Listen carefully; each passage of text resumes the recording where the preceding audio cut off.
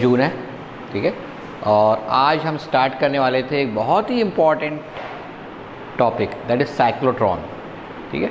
Cyclotron है क्या, उसके पहले इसके थोड़ा सा बेसिक इतिहास समझ लें। अपन लोगों ने पढ़ा था कि एक रदरफोर्ड ने एक एक्सपेरिमेंट किया था जिसने गोल्ड लीफ पर अल्फ़ा पार्टिकल्स की बौछार की थी उसने, ठीक है। अब वहाँ alpha particles, high speed alpha particles मिले कहाँ से होंगे उसको, ठीक है। क्योंकि जो एमिट होते हैं, जो किससे एमिट होते हैं, जो एक रेडियो एक्टिव मटेरियल से एमिट होते हैं, वो तो उसकी कोई पर्टिकुलर डायरेक्शन नहीं होती, किसी भी डायरेक्शन में जाते रहते हैं, ठीक है।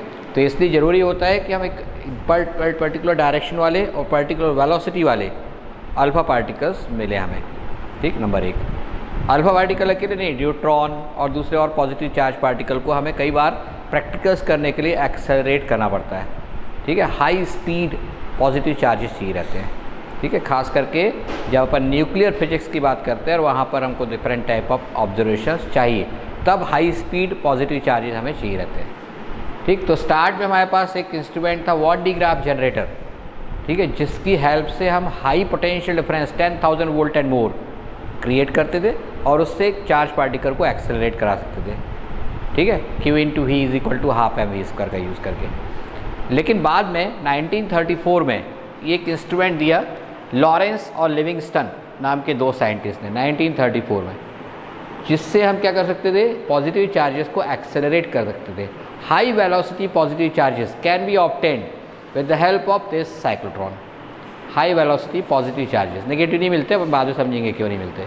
High speed positive charges can be obtained with the help of this cyclotron, ठीक है।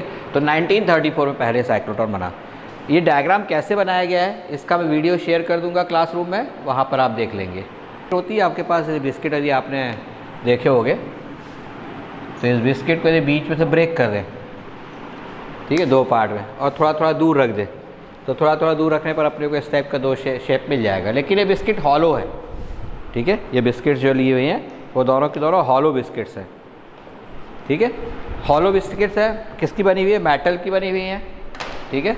तो this two they are called dees, we call them dees. तो D1 एंड D2 ये दोनों डीज हैं, इनको क्या बोलते हैं, डीज बोलते हैं, ठीक है, डीज।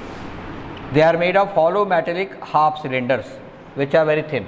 ये सिलेंड्रिकल होते हैं इस टाइप से, यदि इस टाइप की पट्टी है इस टाइप की, तो इसको अपन ने काट दिया इस तरीके से। जब इस तरीके से कट करेंगे तो ये दो डीज आपको मिल जाएंगी। विक्स की डब्बी देखे होगे पतली वाली, उस विक्स की डब्बी को डायमेट्रिकली यदि कट कर दें अपन तो इस टाइप का शेप मिल जाएगा। ये दोनों डीज की डायमीटर इस बात पर डिपेंड करती है कि आपको कितनी हाई स्पीड के चार्जेस चाहिए, पॉजिटिव चार्जेस चाहिए। जितनी इसकी रेडियस बढ़ाते जाओगे, energy of those positive charges will also increase. तो इस पर डिपेंड करता है कि कितनी इंटेंसिटी, कितनी स्पीड वाले आपको पॉजिटिव चार्ज चाहिए, ठीक है। इसको, इसके बीच की डिस्टेंस को 1 to 2 सेंटीमीटर कर देते हैं। ये दोनों डीज को एक दूसरे से दूर कर दिए इस तरीके से, पहले दोनों डीज एक थी, अलग कर दी इस तरीके से और एक दूसरे से कुछ डिस्टेंस पर रख दिए। डिस्टेंस कितनी होती है, 1 to 2 सेंटीमीटर। ये डिस्टेंस जो है, ये पैरेलल फेसेस दिख रहे हैं अपने को, इन पैरेलल फेसेस के बीच की डिस्टेंस। ऐसा कट कर देंगे तो कट करने पर आपको ये पैरेलल फेस इस तरीके से दिखेंगे। एक का पैरेलल फेस ये रहेगा और दूसरे का पैरेलल फेस इस तरीके से रहेगा,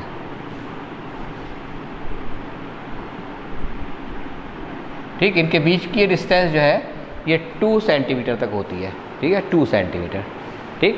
these two dees are connected to a high, very high frequency source. इसकी फ्रिक्वेंसी उतनी होती है जितनी कि इस फॉर्मूले से अपने को मिलने वाली है। चार्ज आपने यदि मान लो अल्फ़ा पार्टिकल दिया तो उसका Q पता होता है, उसका मास पता होता है। जो मैग्नेटिक फील्ड अप्लाई कर रहे हो वो स्ट्रॉन्ग इलेक्ट्रोमैग्नेट होता है, ठीक। ऊपर N और नीचे की तरफ को S है, ये D के ऊपर N और नीचे S है, तो अंदर की तरफ मैग्नेटिक फील्ड जाएगा। और इसको अपन ने किससे शो किया, क्रॉस से। ये मैग्नेटिक फील्ड B है जिसमें इसको रखा है, ठीक है। इस मैग्नेटिक फील्ड B की वैल्यू पता है आपको, तो आप किसको कैलकुलेट कर सकते हो, frequency of A charge particle which is revolving in circular motion in this magnetic field. वो फ्रीक्वेंसी जितनी भी आएगी उतनी ही फ्रीक्वेंसी का ये सोर्स देना है आपको, ये सिंक्रोनाइज्ड होने चाहिए। दैट मीन्स आप पहले ही कैलकुलेट कर लेंगे frequency of that particular charge particle और उतनी ही फ्रीक्वेंसी का सोर्स देंगे।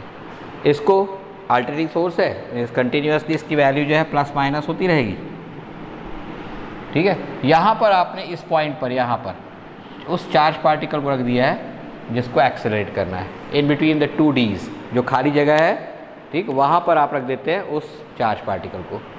और अब आपने जैसे ही इस सोर्स को स्टार्ट किया, ऑन किया, सपोज़ ये निगेटिव पर है उस समय, मैं थोड़ा सा कलर बदल के लिख देता हूँ, ये सपोज़ निगेटिव पर है और ये वाली स्टार्ट में कितने पर है, पॉजिटिव प्लेट है। तो ये नेगेटिव क्या करेगी, इसको अपनी तरफ अट्रैक्ट करेगी, ठीक है, क्योंकि पॉजिटिव चार्ज है।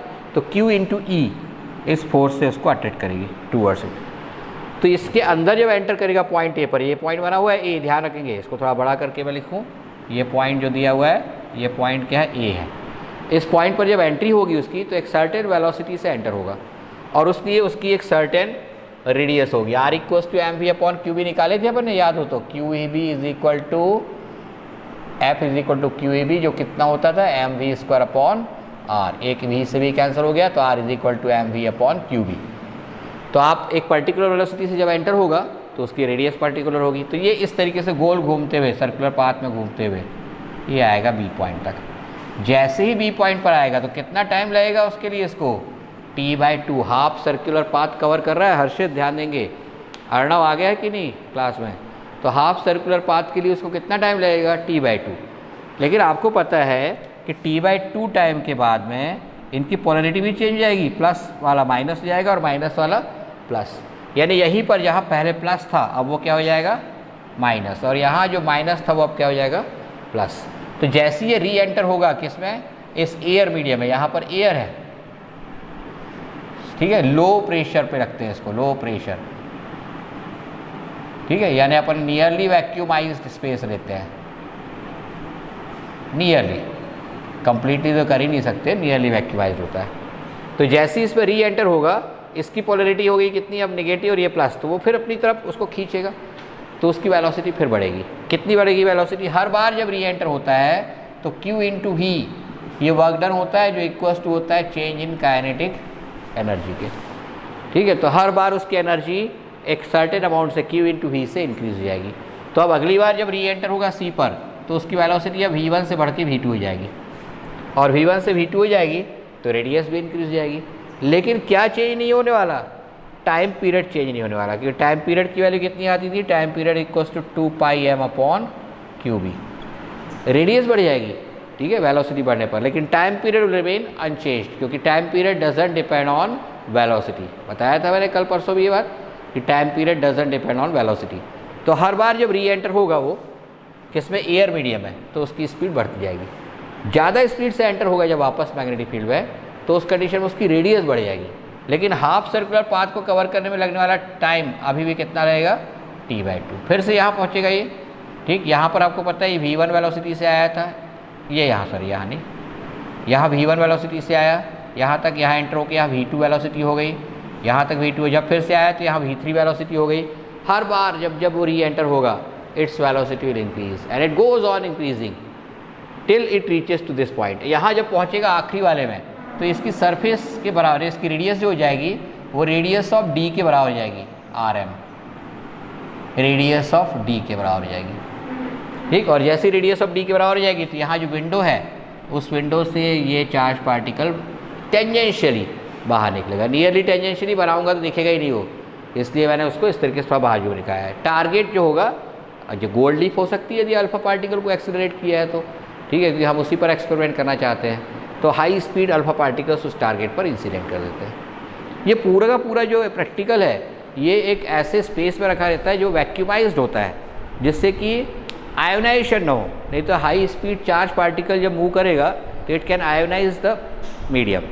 अब वहाँ पे गैस ही नहीं है तो किसको आयोनाइज करेगा, और आयोनाइज करने पर बहुत सारी एनर्जी उसकी लूज़ कर देगा, तो उसकी वेलोसिटी उतनी नहीं बढ़ेगी, ठीक है। तो फिर से एक बार रिपीट करूँ, क्या है, ये 2 Ds वो एक्सेलरेट नहीं होने वाला, ठीक है।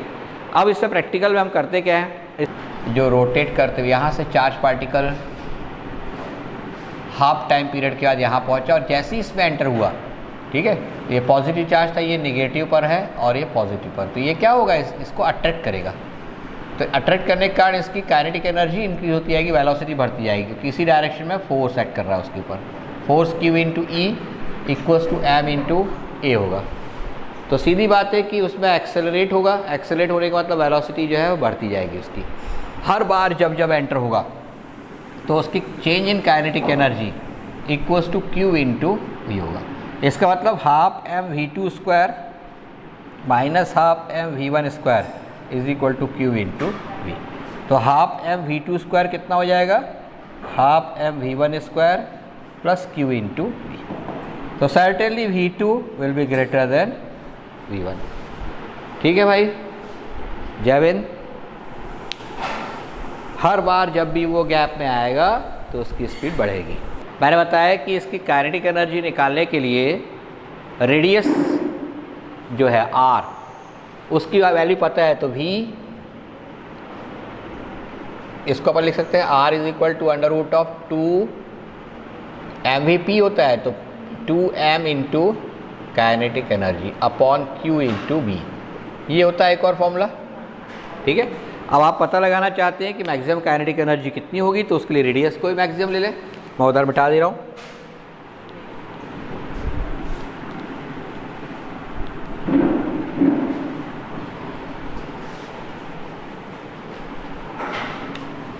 तो r किसकी ले रहे हैं, d की, equals to under root of 2m, ये काइनेटिक एनर्जी मैक्सिमम हो जाएगी, अपॉन कितना हो जाएगा, q इंटू वी। स्क्वायर कर देंगे तो q square v square r d square upon 2m, ये काइनेटिक एनर्जी मैक्सिमम होगी।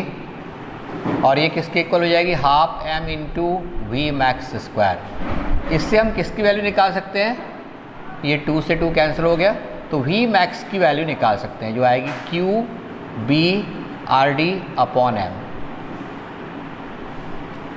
इस फॉर्मूले से maximum possible speed of that positive charge particle, इसको हम कैलकुलेट कर सकते हैं। ठीक है, तो ये फॉर्मूला आएगा मैक्सिमम वेलोसिटी के लिए। ठीक, अब ये जो साइक्लोट्रॉन है इसके कुछ ड्रॉबैक भी हैं।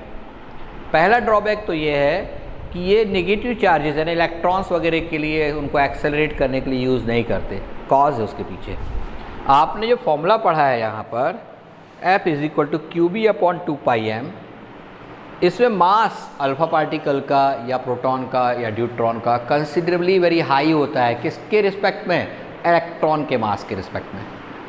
इलेक्ट्रॉन को लेते हो तो उसका मास इतना कम होता है कि फ्रिक्वेंसी जो मिलेगी आपको वेरी वेरी हाई फ्रिक्वेंसी, उतने हाई फ्रिक्वेंसी के सोर्स ही अवेलेबल नहीं है। पहला प्रॉब्लम, यदि किसी तरीके से सोर्स बना भी लिया तो वो नेगेटिव चार्ज इतनी जल्दी हाई स्पीड में आ जाता है कि असिंक्रोनाइज्ड कंडीशन में जाता है, सिंक्रोनाइजेशन ख़त्म हो जाता है। उसको मैं आपको समझा रहा हूँ आप लोगों को। जो दूसरा प्रॉब्लम है किसी साइक्लोट्रॉन का, कि हम जो वेलोसिटी ले रहे हैं चार्ज पार्टिकल की maximum velocity, it can not increase beyond 10 to the power 6 metre per second. उससे ज़्यादा नहीं हो पाती है। 10 to the power 6 metre per second ये लिमिट है, हालांकि ये भी सफिशिएंटली हाई स्पीड है। ठीक है, क्यों ऐसा होता है उसके पीछे कॉज है। आपको पता है कि एक रिलेटिविटी थ्योरी दी गई थी।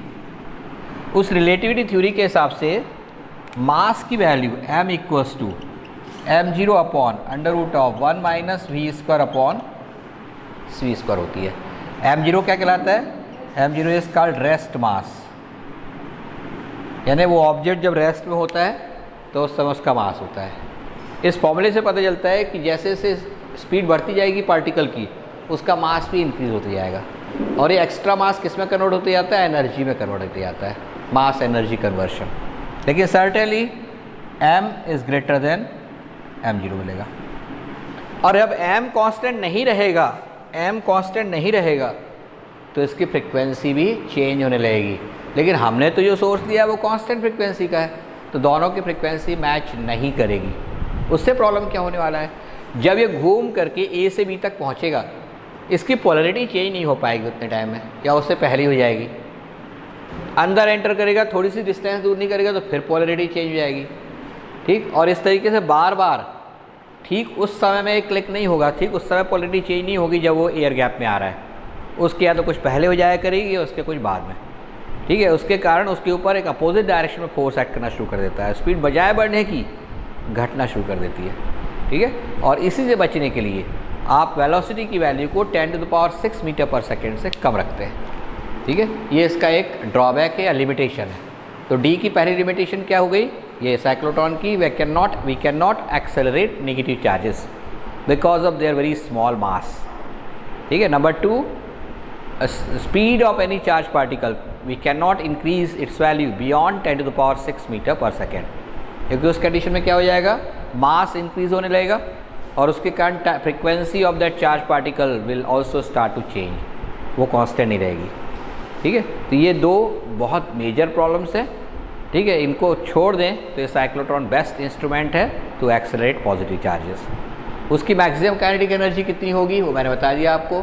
जो मैक्सिमम रेडियस वाली कंडीशन जब मिलेगी तो उसमें सबसे ज़्यादा एनर्जी होगी। ठीक, आपको पता है कि इस चार्ज पार्टिकल को जब एंटर होगा तो फोर्स एक्ट करता है, जो लॉरेंज फोर्स, वो क्यू ही भी इज इक्वल टू, उससे अपन ने आर निकाल लिया था। ठीक, एम वी को क्या लिखते हैं अपन, kinetic energy, √2m kinetic energy upon q B.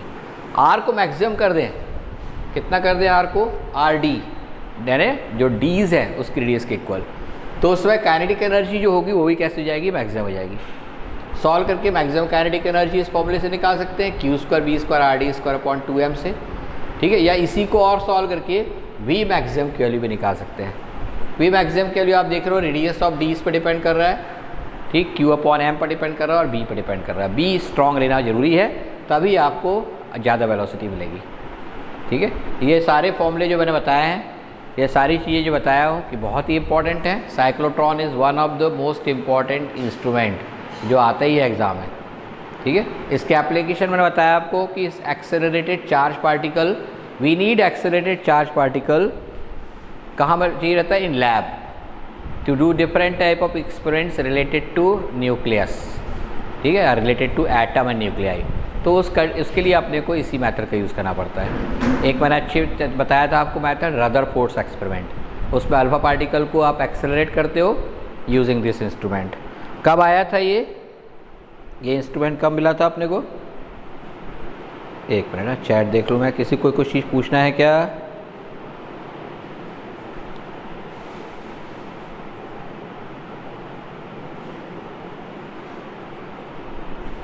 यदि किसी को कोई क्वेश्चन पूछना है तो 2 मिनट का समय दे रहा हूँ, आप लोग पूछ सकते हैं।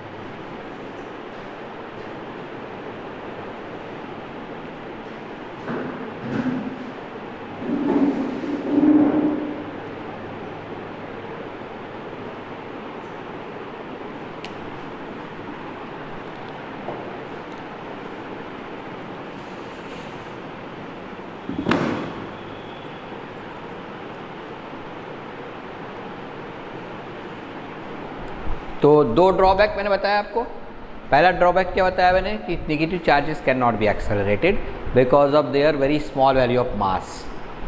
सो we need a supply of very high frequency which is generally not available, and also due to small mass it gains kinetic and high kinetic energy very easily, and so it may not remain synchronized with the frequency of the source, और इसलिए negative charges को हम accelerate नहीं कर पाते। और दूसरा, we can not obtain charges whose velocity is more than 10⁶ meter per second, because if velocity increases beyond 10⁶ meter per second, then its mass will also increase due to Einstein's theory of relativity. When mass will increase, then its frequency will not remain constant, it will also change, and that's why the charges does not remain synchronized. The frequency of charges does not remain synchronized with the frequency of the source, and that will reduce its velocity continuously. तो ये 2, और तीसरा एक important point और बताना भूल गया, क्या आप न्यूट्रॉन को एक्सेलरेट कर सकते हैं? We can not, because neutrons are uncharged, they are neutral, and that's why we can not accelerate neutrons with the help of this particular method. तो कुल मिलाकर के ये बात समझ में आई कि अल्फा पार्टिकल और न्यूट्रॉन जो पॉजिटिवली चार्ज होते हैं, सिर्फ उन्हीं को एक्सेलरेट करने के लिए आप इनको यूज़ करते हैं। ठीक है, तो ये साइक्लोट्रॉन के ड्रॉबैक बता दिया। एप्लीकेशन बताया था मैंने कि लैब में इसका यूज़ होता है high speed alpha particles find out करने के लिए, high speed neutrons find out करने के लिए, जिनको हम एटम और न्यूक्लियाई के बहुत सारे एक्सपेरिमेंट में यूज़ करते हैं। इसके अलावा इनका यूज़ और कहाँ होता है?